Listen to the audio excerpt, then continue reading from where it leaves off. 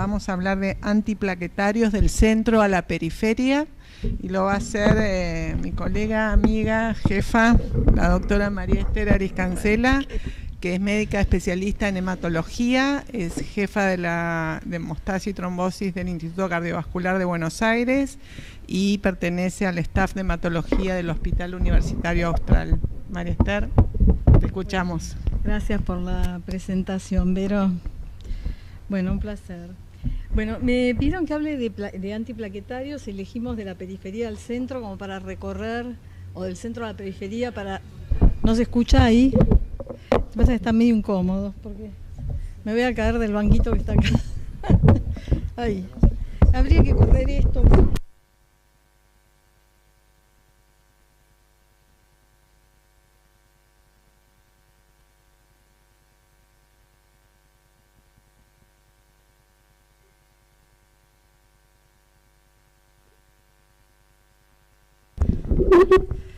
Ahora sí. Bueno, está medio incómodo, pero no importa, corro la compu. Bueno, la idea es hablar más o menos de los tratamientos antiplaquetarios en los distintos territorios, ¿no? Considerando el tratamiento antitrombótico como un beneficio, pero también un riesgo en las distintas enfermedades cardiovasculares.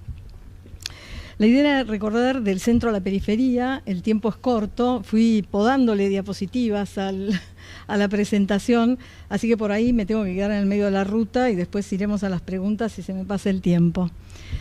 Bueno, un concepto importante es considerar que cuando nosotros hablamos de algún tratamiento, tanto para enfermedad carotidia, enfermedad cardiovascular, síndromes coronarios agudos, enfermedad arterial periférica, fíjense en este diapositivo, no sé si se ve con ¿no? Sí, yo de acá no puedo ver la diapo, bueno, se los marco de acá. Fíjense que cuando tenemos enfermedad en territorio coronario, lo que explica acá los cuadritos, por ejemplo, si yo tengo enfermedad coronaria, tengo que considerar que tengo enfermedad en sistema nervioso, entre el 5 y el 9% de los pacientes va a coexistir la enfermedad cerebrovascular. Va a pasarle lo mismo con la enfermedad arterial periférica, enfermedad renal, perdón, acá marcada, entre el 4 y el 15%, enfermedad arterial periférica el 8 y el 16%. Lo mismo pasa con un paciente que, por ejemplo, consulte por enfermedad vascular periférica, que va a asociar tanto enfermedad cardiovascular o cerebrovascular o enfermedad renal, y lo mismo con la enfermedad carotidia. Así que a veces vemos que un protocolo o un tratamiento sirve para un territorio, pero después amenaza otro territorio en otro protocolo de tratamiento antiplaquetario. Vamos a empezar por la enfermedad coronaria. Yo voy a tratar de poner algunos conceptos, después quedan abiertas las preguntas porque realmente hablar de protocolo por protocolo es bastante aburrido y me parece que no, nosotros como hematólogos quizás no necesitamos eso.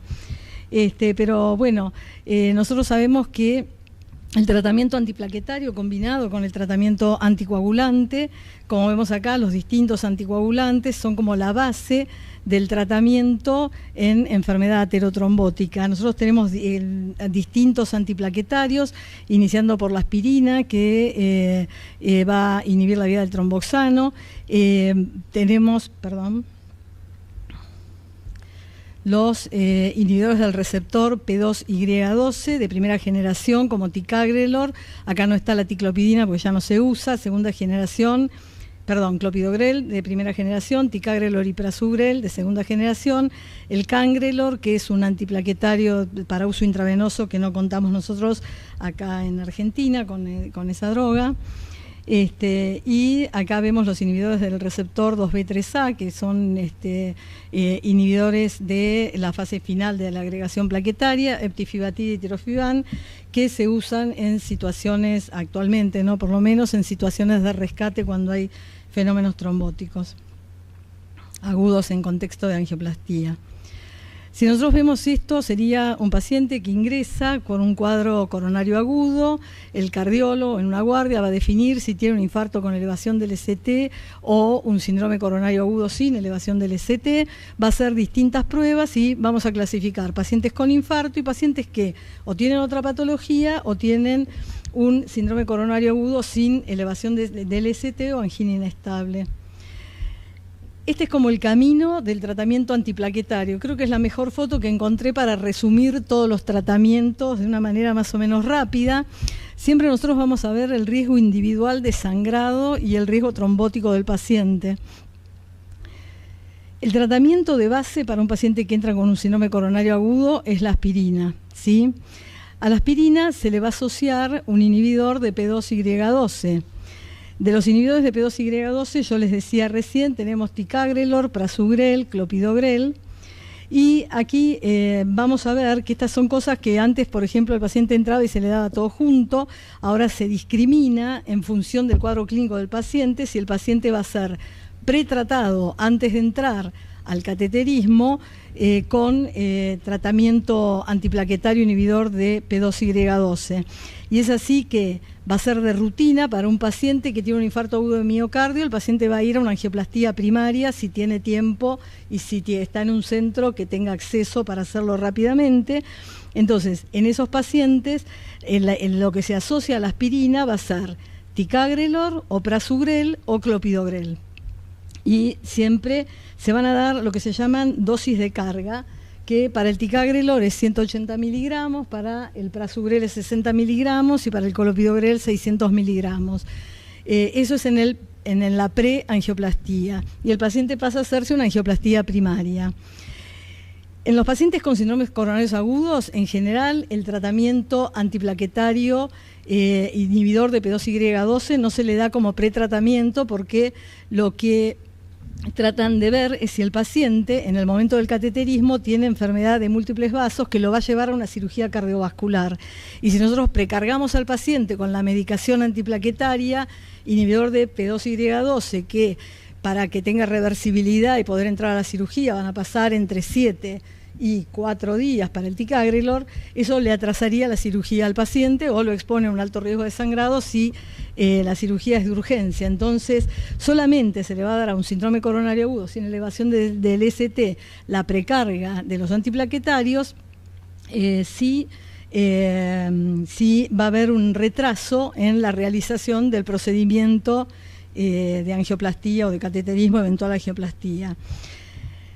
En la parte media del cuadro, no sé si se ve ¿se ve el cursor? ¿Sí? Bueno, en la parte media del cuadro vemos que el paciente entró, todos reciben aspirina inmediatamente, lo precargamos o no lo precargamos, y el tratamiento estándar de tratamiento antiplaquetario dual, esto es la combinación de aspirina con un P2Y12, por default es de 12 meses la duración del tratamiento. Es así para las dos guías. Acá está la guía americana y la guía europea. Los dos son con un nivel de evidencia 1A. Y la combinación es aspirina asociada a ticagrelor o a prasugrel o clopidogrel. En general se selecciona primero el ticagrelor o el prasugrel, y el clopidogrel es como una segunda línea.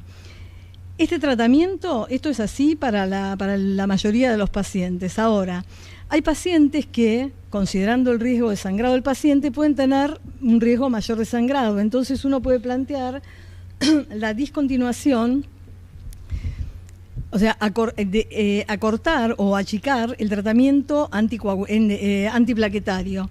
Entonces uno puede elegir estas dos vías en pacientes de alto riesgo de sangrado, o son pacientes que tienen sangrado durante el periodo de tratamiento.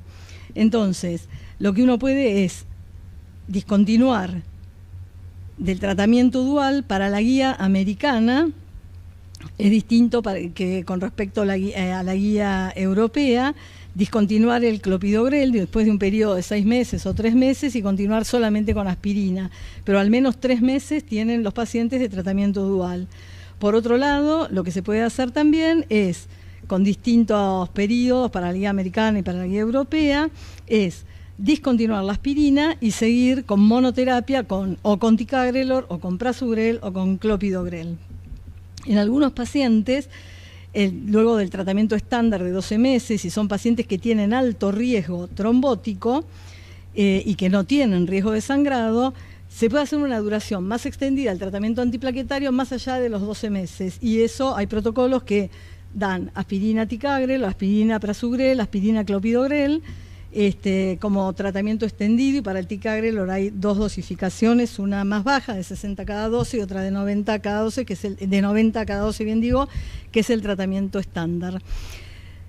Estas son las dosis de las guías. Esta es la última guía de la Sociedad Europea para síndromes coronarios agudos, pero bueno, las dosis, rápido, siempre los pacientes van a tener una dosis de carga de aspirina inicial que va entre 150 y 300 miligramos.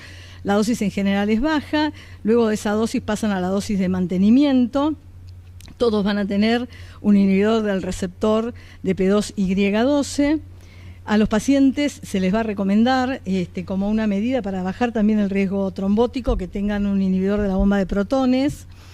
Los pacientes que van a, se los marco acá, a los pacientes que van a una angioplastía y que son naïfs para el tratamiento antiplaquetario, se recomienda el prasugrel en la dosis de carga 60 miligramos y después siguen con 10 miligramos por día. Se puede bajar a 5 miligramos en pacientes que tengan riesgo, que son los mayores de 75 años o los que tienen menos de 60 kilos.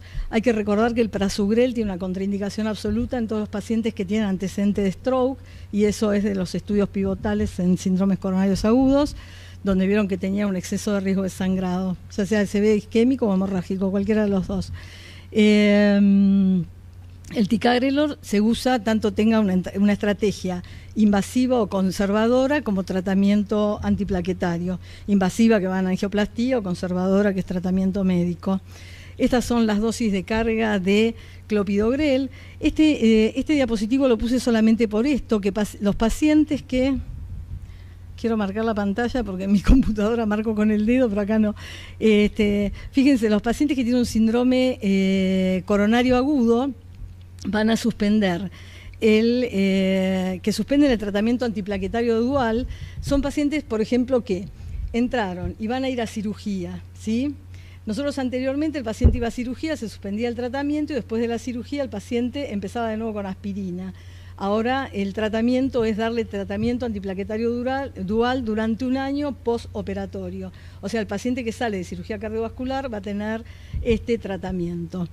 Lo que les decía recién, los inhibidores de 2G3A no se usan, excepto que tengan complicaciones trombóticas o que no tengan reflujo en el momento de la angioplastía. Si el paciente tiene alto riesgo de sangrado, considerando la potencia del prasugrel y el ticagrelor, los pacientes en general se elige como inhibidor de P2Y12 al clopidogrel. Este cuadrito es un resumen de cuál es el algoritmo, ¿no?, para el seguimiento de los pacientes. Esto es de la Sociedad Europea. Fíjense que los pacientes acá que tienen un infarto agudo de miocardio van a recibir tratamiento anticoagulante. Es importante solamente esto saber que el Fondaparinux, que es una de las drogas que se puede usar como tratamiento anticoagulante en el infarto agudo de miocardio, no se usa, a diferencia de los pacientes que sí pueden usar Fondaparinux, que son los síndromes coronarios que pueden esperar la angioplastía.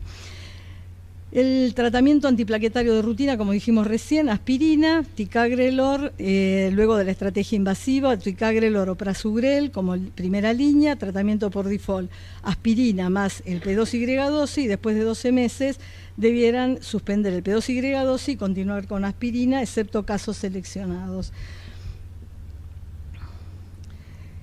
Tenemos que considerar que hay pacientes que tienen alto riesgo de sangrado y que hay pacientes que tienen alto riesgo trombótico, y esto es importante porque esto define a veces cómo el cardiólogo, cómo nosotros a veces vemos a los pacientes cuando se decide un esquema antiplaquetario. Y también es importante saber esto del riesgo trombótico y del riesgo hemorrágico cuando tenemos que hacer alguna suspensión del tratamiento. Pero los factores de riesgo hemorrágico para pacientes coronarios son más o menos los mismos que vemos son los mismos que nosotros vemos en escalas de riesgo de sangrado de pacientes con fibrilación auricular. Más o menos vemos que todo comparte lo mismo. Por ejemplo, la edad avanzada, la insuficiencia renal, el cáncer, la anemia, etcétera. Este es un score, el PRECISE-DAPT, es un score que nos ayuda a definir qué pacientes tienen alto riesgo hemorrágico y en los cuales uno puede modular el tratamiento antiplaquetario. Pero también cuando uno ve el riesgo de sangrado tiene que saber que hay angioplastías que son mucho más complejas, o pacientes que son, o sea, situaciones que hacen que el paciente sea más complejo desde el punto de vista trombótico o de mayor riesgo. No es lo mismo un paciente, por ejemplo, que tuvo un infarto, que tiene diabetes, que tiene enfermedad de múltiples vasos, o un paciente que tiene múltiples stents en las bifurcaciones o en arterias que sean de alto riesgo, o que tenga antecedentes de trombosis del stent, cuando uno valora riesgo trombótico del paciente.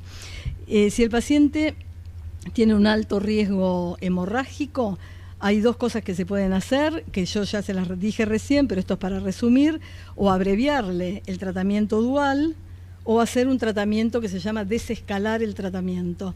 El abreviado es hacer un periodo corto de tratamiento dual, y después, que lo mínimo puede ser un mes, y después pasar a un solo antiplaquetario, que puede ser un P2Y12 o la aspirina, pasar a hacer el tratamiento y después hacer 3 meses de dual o 6 meses de dual. Acá sería, el paciente necesitaba todo el año, esa era la estrategia por default. Puede tener un mes como mínimo, 3 meses como mínimo, 6 meses como mínimo, y después pasar a monoterapia. Y lo que se llama ahora desescalation, que desescalation es desescalar la estrategia. O sea, un paciente venía con un antiagregante potente, salió con aspirina, prasugrel, y lo quieren desescalar. O sea, le dicen, bueno, no, usted tiene alto riesgo de sangrado, cambie de antiplaquetario. El cambio se va a hacer a clopidogrel, pero lo más importante es que nunca se desescala antes del primer mes. O sea, no puede venir el paciente al consultorio y decir, ay, porque sangró, le vamos a sacar el tratamiento. O sea, obviamente hay que ver el balance de riesgo del paciente y qué le está pasando, pero habría que respetar el primer mes de tratamiento dual.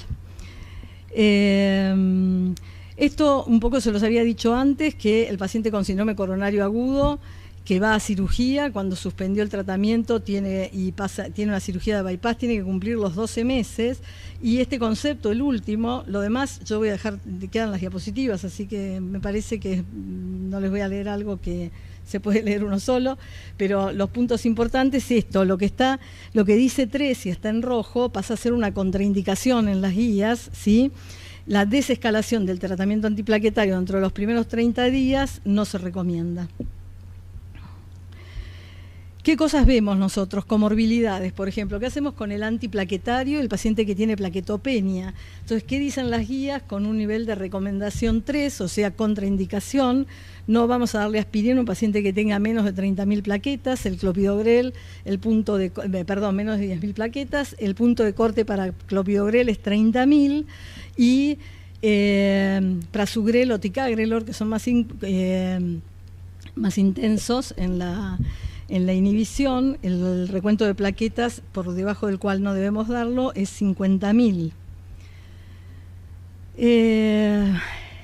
¿Qué pasa cuando el paciente tiene una fibrilación auricular y tenemos que hacerle un tratamiento antiplaquetario? O sea, muchos pacientes vienen por un síndrome coronario agudo y ya están fibrilados, o se fibrilan post síndrome coronario agudo.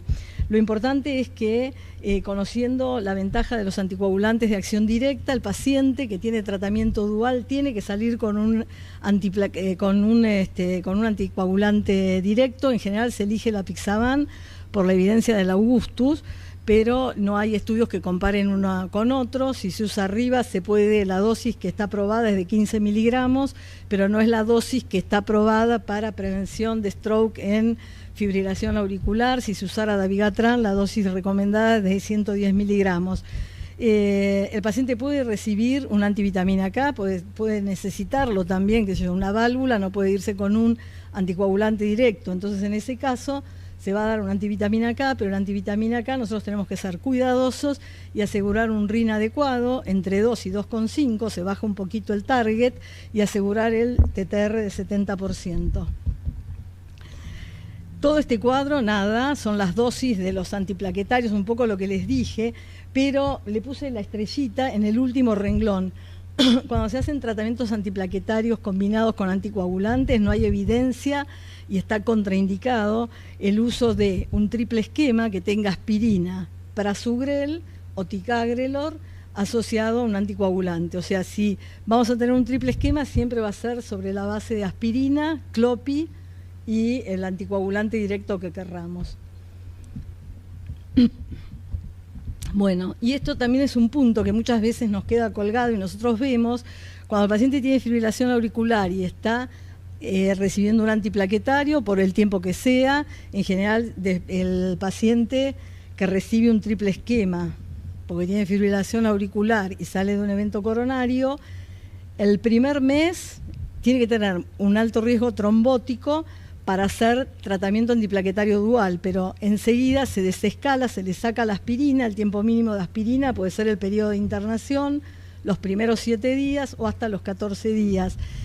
El paciente va a quedar, por su fibrilación auricular, anticoagulado con el DOAC como primera línea o con el ABK cuidando, el RIN, pero cuando llegamos al año, el paciente tiene que suspender el antiplaquetario. ¿Sí? El paciente, si venía con clopi o venía con aspirina en función de lo que lo hayan dejado, tiene que ya suspender el tratamiento antiplaquetario. Muchas veces vemos pacientes que sangran y que están recibiendo aspirina más allá del año, ya sea una CRM, ya sea una angioplastía, después del año no tiene que combinarse la aspirina con el anticoagulante. Bueno, estas son pautas para tratar de bajar el riesgo hemorrágico inducido por el tratamiento. Entonces, siempre cualquier anticoagulante, sobre todo las heparinas y las heparinas de bajo peso, tienen que estar ajustadas a la función renal, al peso. Especialmente las mujeres también sabemos que tienen, incluso en anticoagulantes directos, más bioacumulación. Si se va a hacer una angioplastía en un paciente anticoagulado, tratar de hacerlo por radial, que es la vía de elección en general. Usar inhibidores de la bomba de protones para evitar la hemorragia digestiva, y acá están algunos pacientes que se consideran de alto riesgo: la edad, la dispepsia, reflujo, helicobacter, alcohol. Y bueno, nada más, después el resto lo leo. Nada más que los inhibidores de 2B3A, que antes se usaban mucho y que vimos muchas complicaciones hemorrágicas, ahora solo son para procedimientos complejos y en situaciones de rescate. Bueno, esto yo un poco ya se los resumí, pero es esto, que los pacientes que necesitan un tratamiento anticoagulante asociado a la doble antiagregación, o sea, por ejemplo, una fibrilación auricular con un síndrome coronario agudo, van a hacer un triple esquema. Posteriormente, bien de la primera semana, ya acá de 0 a primera semana, pasa a ser un doble esquema, preferentemente un NOAC, más tratamiento antiplaquetario simple, y a partir de los 6 meses puede continuar con el mismo tratamiento, quedar solo con el DOAC, o con el NOAC o con la anticoagulación, y más allá de los 12 meses siempre suspender la aspirina. El triple esquema inicial se puede ampliar en pacientes que tengan muy alto riesgo isquémico, pero no más de un mes ese triple esquema inicial. Bueno, pasamos a otro territorio. ¿Queda tiempo? ¿Cuántos minutos? 5. Rápido.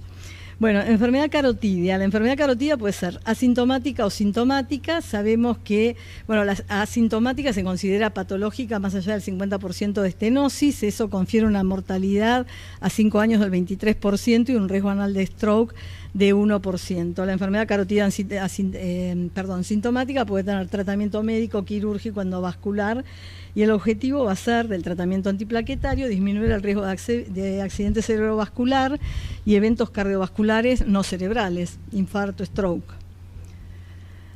La enfermedad carotidia asintomática habitualmente se maneja con aspirina, y vemos que no solo es necesaria la aspirina, sino también manejar los factores de riesgo convencional, ¿no? En este estudio ACES, el antiplaquetario y el manejo de la hipertensión fueron los predictores independientes de reducción de stroke ipsilateral, TIA y muerte cardíaca. Fíjense que un paciente, en este segundo estudio que está marcado acá, analizaron una población que tenía stroke o TIA y vieron que el 8,8% de los pacientes tenían contralateralmente una estenosis mayor al 50%, los pacientes recibían tratamiento médico, y con ese tratamiento médico la tasa anual de stroke ipsilateral, del mismo lado de este lado de la obstrucción, que no era la responsable de su enfermedad previa, fue del 0,34%, stroke discapacitante 0% y TIA ipsilateral 1,78% con esos intervalos de confianza. ¿Qué dicen las guías? Que la enfermedad carotidia asintomática tiene que tratarse con aspirina, ¿sí? La dosis de aspirina es la dosis habitual antiplaquetaria de 75 a 325 y el objetivo es reducir los eventos cardiovasculares secundarios, ¿sí? Los pacientes que son intolerantes o alérgicos a aspirina pueden recibir o clopidogrel o dipyridamol. La evidencia, una parte de la evidencia viene del estudio CAPRI. Esta segunda recomendación tiene un nivel de evidencia 2A. ¿Qué pasa con la enfermedad carotidia sintomática? Sintomática para enfermedad carotidia es el paciente que hizo un accidente isquémico transitorio o que tiene un stroke o TIA. El tratamiento con aspirina va a reducir el 90%, va a reducir en un 90% el riesgo de stroke recurrente temprano. Stroke menor se define por una escala de riesgo ABCD 2, que bueno, junta hipertensión, diabetes, edad, etcétera, que tiene que ser menor de 4 o un NIS menor de 3, o sea, es realmente un stroke menor. Esto no es para el stroke, para el SB con el paciente hemipléjico. Y lo importante de la aspirina, creo que es esta parte del cuadro, la primera parte, donde ven, acá está la aspirina versus el control, y fíjense el descenso que hay en el stroke no discapacitante y discapacitante entre el día 0 y las primeras 6 semanas. Esto dice que la aspirina necesita ser administrada tempranamente, y si el paciente tiene un defecto y se puede tomar la aspirina en la casa o se la da a la persona que lo lleva al centro para evaluarse, cuanto más temprano mejor. Así que aspirina en forma temprana para estos pacientes. Aspirina de dipyridamol también fue evaluado en 3 ensayos, pero creo que lo más importante es la asociación en el stroke menor y en el TIA, el uso de terapia dual de clopidogrel aspirina.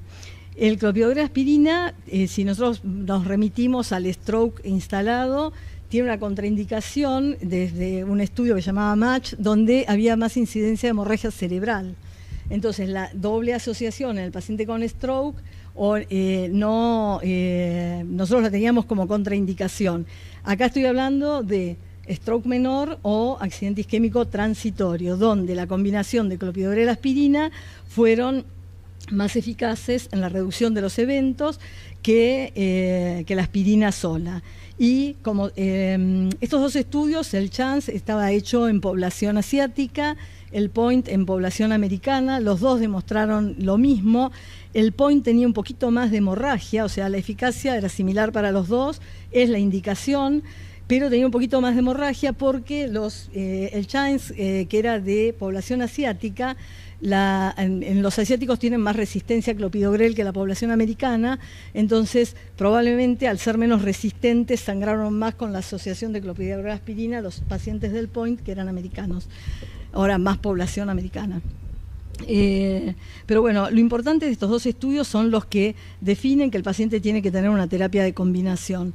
El ticagrelor también se comparó contra aspirina, pero no se comparó contra la asociación de clopidogrel aspirina, y no hay... el ticagrelor baja los eventos, pero en realidad no es la primera indicación. Ticaspirina se puede usar, sí, pero no es la primera elección. Y estas son lo que dicen las guías: en accidente isquémico transitorio, secundario a estenosis carotidia, que no van a ir a... Ya me freno acá nomás, de la calle no llegué ni al fondo. Bueno, lo importante de estenosis carotidia es que tienen que recibir clopidogrel aspirina por los primeros 21 días, ¿sí? También puede hacerse la asociación con dipyridamol. Los pacientes que son intolerantes al clopidogrel pueden recibir ticagrelor y aspirina, o ticagrelor dipyridamol, como les mostré por ese estudio donde recibían ticagrelor. Entonces, yo pararía acá y, ¿les parece? Y hacemos preguntas, sí. Igual la charla queda, pero bueno, hay cosas de endarterectomía carotidia y de enfermedad vascular periférica, sobre todo el COMPAS, que por ahí lo podemos comentar después. Gracias. No, gracias a vos.